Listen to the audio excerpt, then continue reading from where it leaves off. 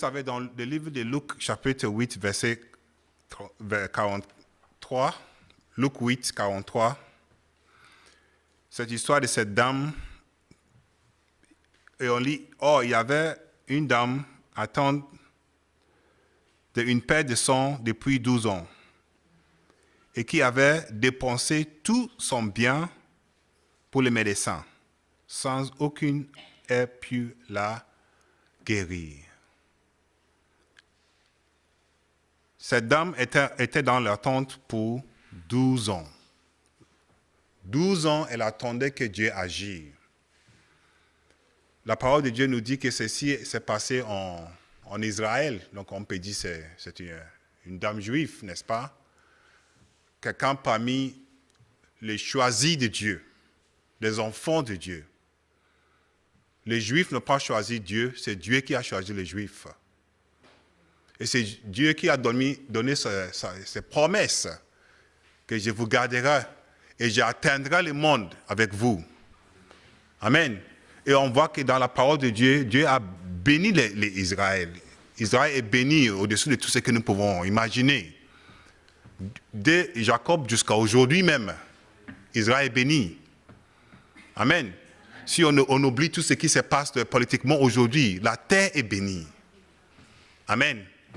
Mais voici cette dame qui est autant que juive, elle souffre 12 ans.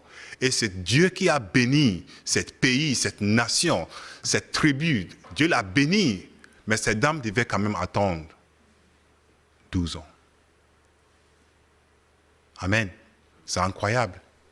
Et ce n'est pas des 12 ans dans le temps que Dieu ne parlait pas. C'est 12 ans avec des années avec Jésus sur la terre. Jésus même était en Israël. Et des années, cette femme, elle souffrait. 12 ans d'attente. Et elle n'était pas seule. Quand on regarde encore dans le livre de Luc, chapitre 13, à partir du verset 10, Luc 13, vous savez bien cette histoire. Et ici, c'est encore bien étonnant. Regardons cette histoire de Luc 13, verset 10. Jésus enseignait dans une des synagogues le jour du sabbat. Et voici, il y avait là une femme possédée d'un esprit qui la rendait infirme depuis 18 ans. Elle était courbée et ne pouvait pas du tout se redresser. Lorsqu'elle a vu Jésus, Jésus lui adressa la parole et lui dit, « Femme, tu es délivrée de ton infirmité. » Jésus, dans une synagogue. Cette femme était dans les synagogues. On pourrait dire que peut-être ce n'était pas son premier jour. Hein. On pourrait imaginer qu'elle fréquentait les synagogues. Mais quand même, 18 années. Alléluia.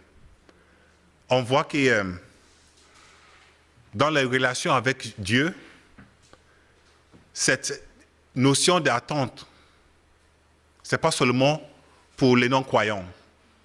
Ce n'est pas seulement pour les païens. Ce n'est pas seulement pour les nations loin de Dieu. Même ceux qui sont les plus près de Dieu, parfois, ils ont besoin d'attendre. Et les attentes, on a dans nos vies, frères et sœurs. On a des attentes qui sont en termes courts ou des attentes qui sont... On a tous, dans l'état de nos vies que nous avons, on a toujours des attentes dans nos vies. On attend que Dieu fasse quelque chose, soit pour nous personnellement, soit dans la famille, soit dans l'église, soit dans nos nations, soit dans le monde. Amen. On a des attentes dans nos vies. Et parfois, on voit que Dieu agit soudainement. Parfois, Dieu agit très vite. Parfois, ça nous étonne quand on prie et on voit la main de Dieu agir instantanément. Et ça nous pousse à demander plus, parce que j'ai demandé celle-là et je l'ai vu le lendemain. Donc je commence à demander encore et puis je me suis face à quelque chose que je demande et je ne le vois pas. Et le temps passe, et je dis, mais est-ce que Dieu m'entend encore? Est-ce que le Dieu d'Israël est encore vivant? Amen. On a des attentes dans nos vies. Et cette attente, ce n'est pas seulement pour nous, Les psaumes qu'on va regarder ce soir, c'est un psaume qu'on a déjà vu, mais on va regarder encore dans le psaume 13, si on peut le lire ensemble. On lit au chef des chantres, psaume de David, « Jusqu'à quand, Éternel, m'oublieras-tu sans cesse? Jusqu'à quand me cacheras-tu ta face? Jusqu'à quand aurai-je des soucis dans mon âme? Et chaque jour des chagrins dans mon cœur? Jusqu'à quand mon ennemi sèvera-t-il contre moi? Regarde, réponds-moi, Éternel, mon Dieu. Donne à mes yeux l'éclater, afin que je ne me donne pas du sommeil de la mort, afin que mon ennemi ne dise pas, je l'avais vaincu, et que mes adversaires ne se réduisent pas si je chancelle. Verset 6, moi, j'ai confiance en ta bonté. J'ai de l'allégresse dans le cœur, à cause de ton salut. Je chante à l'Éternel, car il m'a fait du bien. Amen. C'est un son magnifique. C'est magnifique, cette son. Et c'est pourquoi je l'ai repris encore. C'est magnifique, cette prière. Et il y a des choses importantes qu'on peut voir encore dans cette somme. Déjà, le fait que celui qui a chanté ces chants ou prié cette prière, il était dans un attente, n'est-ce pas? Il attendait quelque chose de Dieu. Et il commence avec « jusqu'à quand ». Jusqu'à quand? Amen. Jusqu'à quand, Éternel? Jusqu'à quand, Yahweh? Anna, Ani, jusqu'à quand, Seigneur? 4 fois, il répète cette phrase. Jusqu'à quand, jusqu'à quand, jusqu'à quand? Quelque chose a commencé dans sa vie, ces choses continuent et il ne voit pas la fin. Il demande à Dieu de l'enlever, mais ça reste encore. Et juste en entendant ceci, ça nous fait penser à Paul. Paul avait un besoin aussi dans sa vie, n'est-ce pas? Et qu'est-ce qu'il a dit? Il a dit, j'ai prié le Seigneur. Pas une fois, pas 2 fois. Amen. Et qu'est-ce que Dieu a fait? Est-ce que Dieu l'a enlevé? Non. Amen. Donc, déjà, on peut se dire oui. C'est dans cette chose que j'attends, Dieu peut dire oui ou Dieu peut dire non. Amen. Dieu peut dire oui ou Dieu peut dire non. Je me souviens, j'ai parlé avec certains chrétiens et ils disaient, non, il faut refuser. Il faut refuser. Il faut refuser. Est-ce que je peux plus refuser que Job? Il y a certaines choses qu'on ne peut pas l'éviter. Il y a des chemins qu'on doit passer. Amen. Il y a des chemins qu'on doit passer pour qu'à la fin, Dieu se glorifie. Et si on dit qu'il faut les refuser, mais ça veut dire que tu es vraiment contre Dieu lui-même. Nos attentes, nos compréhensions sont limitées. Dieu, il est au-dessus de toutes choses. Il voit plus loin que nous. Donc, je pense qu'on peut seulement être sage en continuant à demander la question, Seigneur, jusqu'à quand? On peut faire comme David, Seigneur, jusqu'à quand? Ce n'est pas un non, ce n'est pas un oui. C'est patience, c'est confiance. Amen. C'est la sagesse. C'est la crainte de Dieu. Jusqu'à quand? Il a répété. Ad Anna Yahweh. Jusqu'à quand? Et là, il souligne 5 expressions principales. La première, c'est jusqu'à quand m'oublieras-tu? Jusqu'à quand cacheras-tu ta face? Le souci est là et je me sens abandonné. Jusqu'à quand serons-moi abandonné de Dieu? Jusqu'à quand ce que j'ai pris, je ne le vois pas dans ma vie? Le chagrin est là et je ne vois pas la main de Dieu. Jusqu'à quand, Seigneur? Jusqu'à quand? Est-ce que cela va rester avec moi jusqu'à la mort? 5 fois. Jusqu'à quand il demande ces questions? Et ça ne dit pas qu'il a perdu sa foi. Il a toujours cette foi en Dieu. Il a toujours cette confiance. Mais il veut savoir, est-ce que je dois vivre avec ça jusqu'à la fin de ma vie ou est-ce que je vais voir un jour ta main élevée sur ces sujets? Amen. C'est une question qu'on peut poser. On peut demander à Dieu jusqu'à quand? Il y a des situations qu'on pourra juste oublier, Mais il y a Satan qui ne quitte pas la tête. Ça part et ça revient. Ça part et ça revient. Le pasteur prêche, il dit, viens déposer tes besoins devant Dieu et sors et oublie. Oui, je vais oublier, mais quand je sors, ça revient dans ma tête encore. Je ne l'ai pas appelé, il est revenu. Amen. Surtout quand c'est des douleurs, quand c'est une maladie. Cette femme qui a des pertes de sang, cette personne qui est courbée toute sa vie, elle peut oublier cette situation.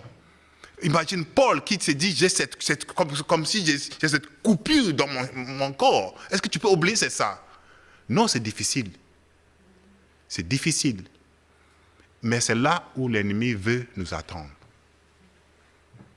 C'est là, en fait, c'est là où ça fait la différence. La différence, c'est comment tu agis quand tu vas mal. Comment tu agis quand tu ne vois pas la main de Dieu dans ta vie. Vous vous souvenez de cette petite conversation entre Dieu lui-même et Satan. Et à chaque fois que je parle de cela, ça m'étonne. En fait, Satan arrive à rentrer dans la présence de Dieu. Je dis, mais est-ce que tu as vu mon servant Job? Et tout de suite, Satan va sortir son argument. Mais Job, on les voit, hein, tu l'as protégé tu la protèges, tu les bénis. Enlève ta bénédiction et vois comment. Tout de suite. Amen. Job, il n'a pas demandé. Il n'a pas cherché. C'était un homme fidèle, la Bible nous dit. Il faisait des sacrifices à Dieu, pas seulement pour lui, mais même pour ses enfants. C'est comme quelqu'un qui prie pour le monde, quelqu'un qui cherche à faire du bien aux autres. Mais même lui, il était à attendre.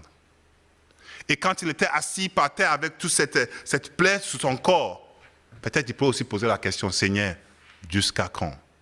Il savait que Dieu existait. Il avait vu grandes choses dans sa vie.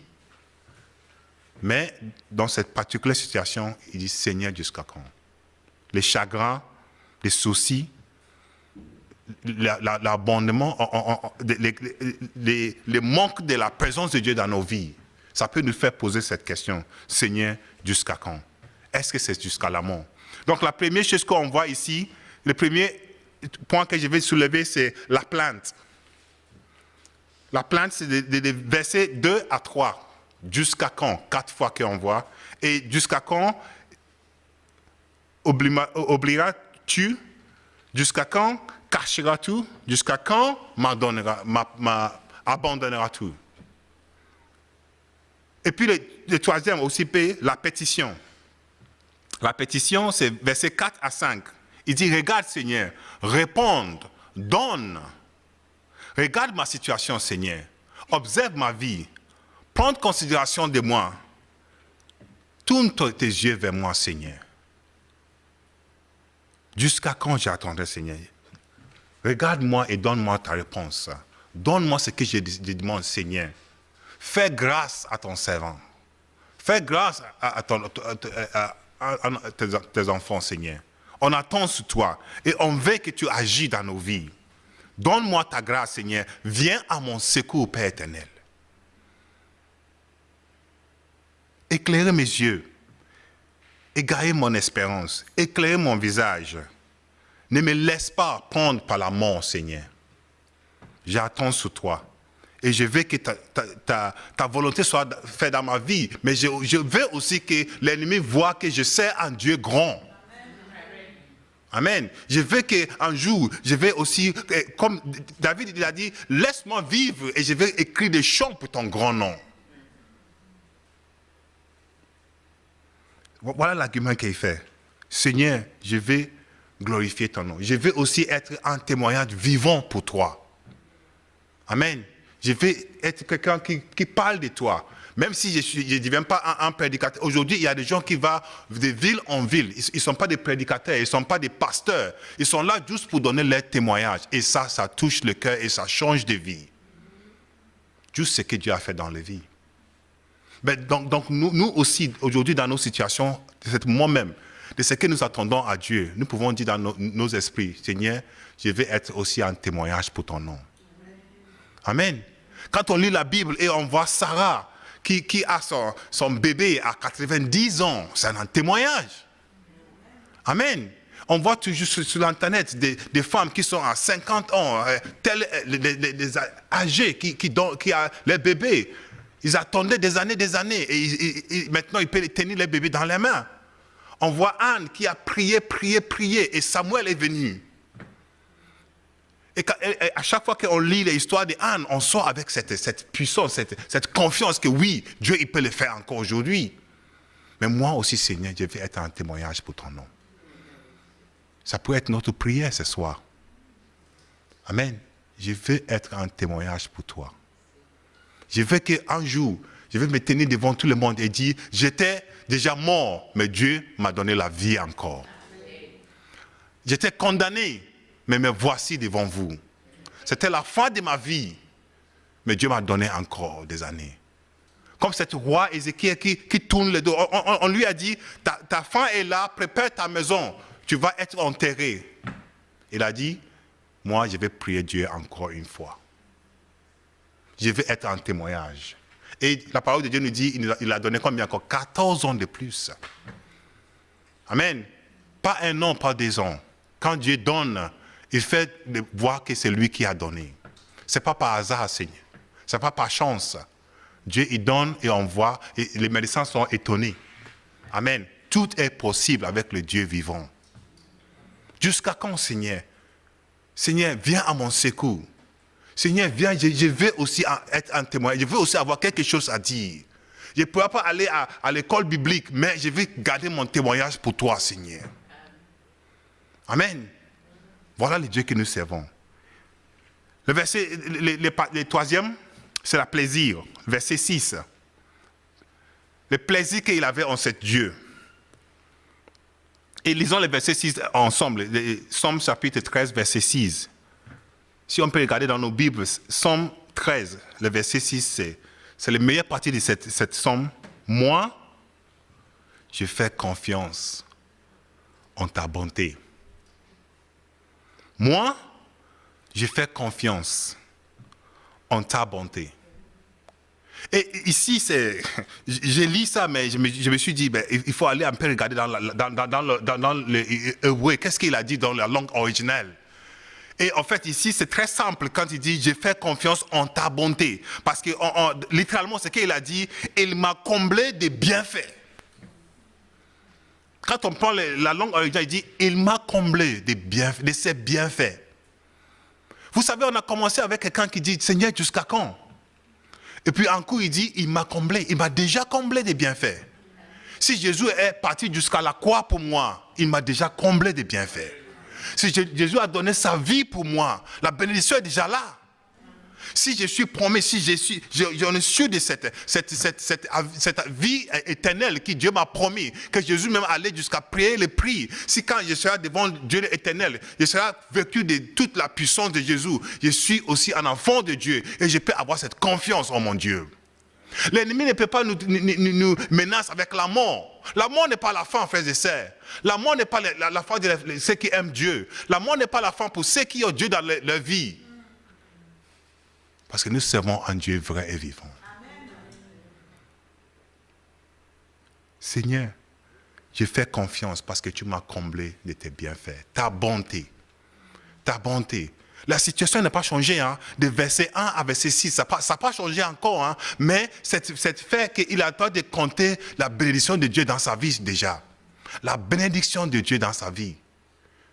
Comme je dis tout souvent, pour bien louer Dieu, il faut juste regarder ta vie, peut-être il y a 5 ans, et dire aujourd'hui, est-ce que tu as quelque chose à remercier Dieu pour? Amen. Si on a les yeux seulement fixés sur aujourd'hui, on sera triste.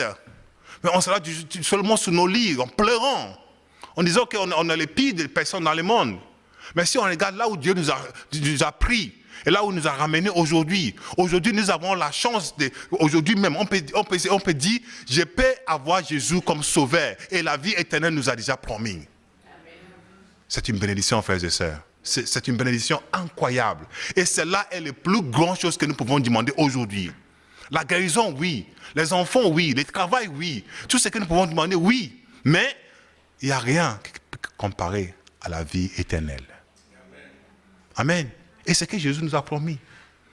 Mais encore, Jésus lui-même, il a dit, cherchez d'abord le royaume. Et donc on n'est pas seulement satisfait par la vie éternelle. Hein. Je ne dis pas que restons en attendant la vie éternelle. Hein. Jésus même, il a dit, cherchez seulement le royaume de Dieu. Et le reste, toute cette bénédiction, tout ce que Dieu même, il le sait. Quand on met un enfant au monde, les enfants n'ont pas besoin de commencer à parler, de lui demander ce qu'il veut. On sait ce que nos enfants ont besoin. Dieu, il sait ce que nous avons besoin. Il a dit, obéis seulement ma parole. Accepte seulement Jésus comme ton sauveur. Pliez les genoux devant lui. Demande seulement. Jésus dit, jusqu'à là, vous n'avez pas demandé. Il parle peut-être à une situation particulière. Les autres qu'on demande, il a déjà entendu, mais ce n'est pas ça qu'il attend de nous. Jusqu'à là, vous n'avez pas encore demandé. Ce qu'il attend de nous, le moment que nous allons demander, nous allons recevoir. Amen. Jésus, il est là, sa présence est là. Pas seulement dans cette église, même dehors, il est prêt. C'est lui qui pose seulement, c'est lui qui crie vers lui seulement. Seigneur, il sera prêt à nous bénir. Il sera prêt. Il dit, moi, j'ai fait confiance en mon Dieu. Dans ma situation aujourd'hui, j'ai fait confiance à Dieu. Dans mes attentes d'aujourd'hui, j'ai fait confiance à Dieu. Dans mes maladies aujourd'hui, j'ai fait confiance à Dieu. Pourquoi? Parce qu'il m'a comblé de bienfaits. J'ai de l'allégresse dans le cœur à cause de ton salut. Voilà ce que j'ai dit. À cause de quoi? À cause de ton salut. Ce n'est pas à cause de la maison que j'ai. Ce n'est pas à cause de son argent. Ce n'est pas à cause du fait qu'il a un roi. Ce n'est pas parce que David il est roi. Non. Il a dit à cause de ton salut. Le salut, c'est la plus grande chose que nous pouvons avoir dans nos vies, frères et sœurs. À cause de ton salut. Et c'est là le don que je chante à l'Éternel. Je chante à l'Éternel. Je viens avec la joie. Quand c'est le temps de chanter, je chante, je lève la voix. Je chante le plus haut que tout le monde. Parce que moi, je sens que je suis le plus béni que tout le monde. Amen. Parce que je regarde qui j'étais avant et où je suis aujourd'hui. Laisse-moi chanter, les gars. Laisse-moi bénir Dieu. Laisse-moi donner mon témoignage. Parce que Dieu m'a fait de grandes choses. Voilà ce que David dit. Je chante à l'Éternel. Car, encore il dit, il m'a fait du bien. Il m'a fait du bien. Seulement du bien. Seulement du bien. Et il attend à faire encore plus dans nos vies. Encore plus de choses dans nos vies. Il nous a fait du bien. David dirait dans le livre de Psaume 37, le verset 25. Le Psaume 37, verset 25. 25. David dirait, j'étais jeune. J'ai vieilli. Excuse-moi les retraités. Et je n'ai point vu les justes. Comment? Abandonnés. Même quand Job avait toutes ses plaies sur son corps, est-ce qu'il était abandonné? Non. Même pour ces 18 ans que cette femme était courbée, est-ce qu'elle était abandonnée? Mais non. Jamais, jamais abandonné. Oui, la Bible, la parole de Dieu nous dit, le juste tombera combien de fois? 7 fois. Et combien de fois il va s'élever? 7 fois. Il n'est jamais, jamais abandonné. David dit, moi j'étais jeune, et maintenant je suis vieilli, et j'ai jamais vu le juste abandonné, ni sa postérité mendiant pour son pain. Jamais. Jamais. Vous savez, il y a des bénédictions que même les enfants de Dieu n'ont pas vues dans leur vie. Hein. Il y a des grandes choses promises qu'ils n'ont pas vues. Peut-être aujourd'hui, on prie pour quelque chose. Et on peut prier encore peut-être 20 ans. Dieu va nous appeler, on va partir. Mais ça ne dit pas que Dieu ne l'a pas fait. Il va peut-être le faire quand on n'est pas là. Amen. Il a dit même sa postérité, même ses enfants, ceux qui vont venir après lui. Dieu n'a pas oublié ce qu'il t'a demandé. Il n'a pas oublié, frères et sœurs. il est toujours avec toi. Il t'aime et il va te faire du bien. Amen. Ne fixons pas les yeux sur tout aujourd'hui. Fixons les yeux sur le Dieu qui est au-dessous de toutes choses. Amen. Et j'ai fini avec cette verset.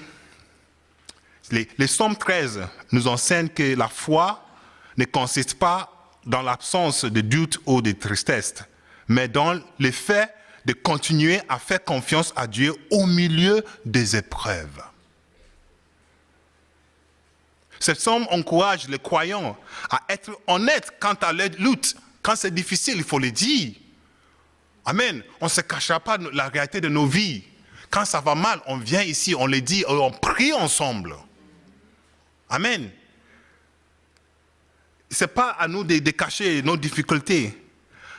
Il faut les confier à Dieu dans la prière. Et finalement, à trouver le repos dans son amour inébranlable. Même lorsque les réponses se font encore attendre. Même quand ça traîne, comme on dit aujourd'hui. Faisons confiance à Dieu. Amen. C'est pour ça que cette somme, moi je l'ai titré « Confiance à Dieu dans la silence ». Confiance à Dieu dans la silence. Vous savez qu'on aime bien parler, mais parfois, il faut se taire et faire confiance à Dieu dans le cœur. Que Dieu vous bénisse.